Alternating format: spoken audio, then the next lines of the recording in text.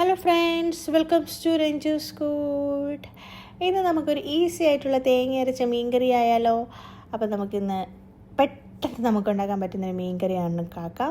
ഈ ഡ്യൂട്ടിയിലൊക്കെ പോകുന്നവർക്കൊക്കെ നമുക്ക് പെട്ടെന്ന് മീൻകറിയൊക്കെ പറ്റിയ പൊടിയൊക്കെ ഇങ്ങനെ വറുത്തെടുത്തൊക്കെ വരെ എന്തോരം സമയം എടുക്കും. അപ്പോൾ അതിലും നല്ല എളുപ്പമായിട്ട് നമുക്ക് ആക്കാൻ പറ്റുന്ന ഒരു മീൻകറി. അപ്പോൾ അതിന് വേണ്ടി നമ്മൾ എടുക്കുന്നത് തേങ്ങ 2 കപ്പ് തേങ്ങ എടുത്തിട്ടുണ്ട്, കുഞ്ഞുള്ളി ഒരു 5 എണ്ണം, ഒരു പച്ചമുളക്, മഞ്ഞൾപ്പൊടി 1 ടീസ്പൂൺ, മുളക് പൊടി ഒരു ടേബിൾ സ്പൂൺ, അതുപോലെ മല്ലിപ്പൊടി 1 ടേബിൾ സ്പൂൺ, പിന്നെ ആവശ്യത്തിന് വെള്ളം. ഇതെല്ലാം കൂടി മിക്സിയിലിട്ട് നല്ലതുപോലെ അരച്ചെടുക്കുക. അരയ്ക്കുമ്പോൾ നല്ലപോലെ നല്ല ഫൈൻ പേസ്റ്റായിട്ട് അരച്ചെടുക്കാൻ ശ്രദ്ധിക്കണം. അപ്പോൾ ആർക്ക് വേണമെങ്കിലും നമുക്ക് ഈ മീൻകറി ഉണ്ടാക്കാൻ പറ്റും. കാരണം ബാച്ചിലേഴ്സൊക്കെ ഏറ്റവും കൂടുതൽ നോക്കുക പെട്ടെന്ന് ഉണ്ടാക്കാൻ പറ്റുന്ന നല്ല ടേസ്റ്റി ആയിരിക്കണം അങ്ങനത്തെ ഒരു മീൻകറിയാണ്.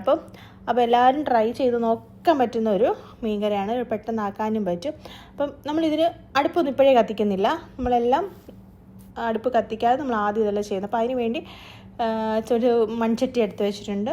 അതിൽ ഞാൻ 3-4 വെളുത്തുള്ളി, ഇഞ്ചി, പച്ചമുളക്, കറിവേപ്പില ഇതെല്ലാം ചെറുതായിട്ട് അരിഞ്ഞതൊക്കെ ഇട്ട് അതിനോട് ഈ അരപ്പും കൂടി നമ്മൾ ചേർത്ത്, അതുപോലെ കുടംപുളി ഒരു 10 മിനിറ്റ് കഴുകിയിട്ട് 10 മിനിറ്റ് ചൂടുവെള്ളത്തിൽ സോക്ക് ചെയ്തെടുത്താണ്.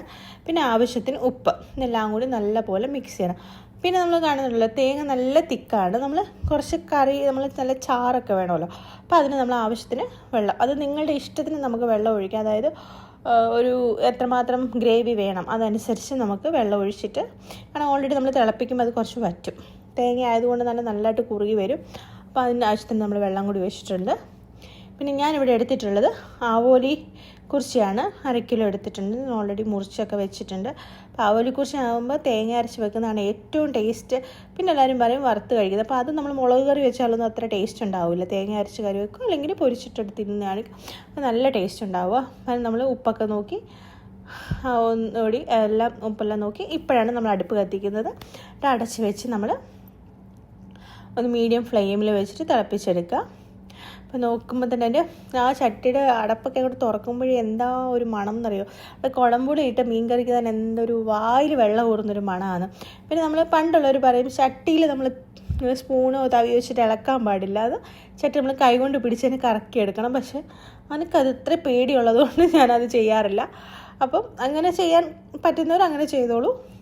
എന്നിട്ട് നമ്മൾ അപ്പോൾ മീൻകറി ഏകദേശം നമ്മൾ വറ്റിയിട്ടൊക്കെ ഉണ്ട്. നമ്മൾ മീനൊക്കെ ഒന്ന് ജസ്റ്റ് വേവാൻ വേണ്ടിയിട്ട് ഒരു 10-15 മിനിറ്റ് മാത്രം മതി, മീൻകറി ആയിട്ടുണ്ടാവും.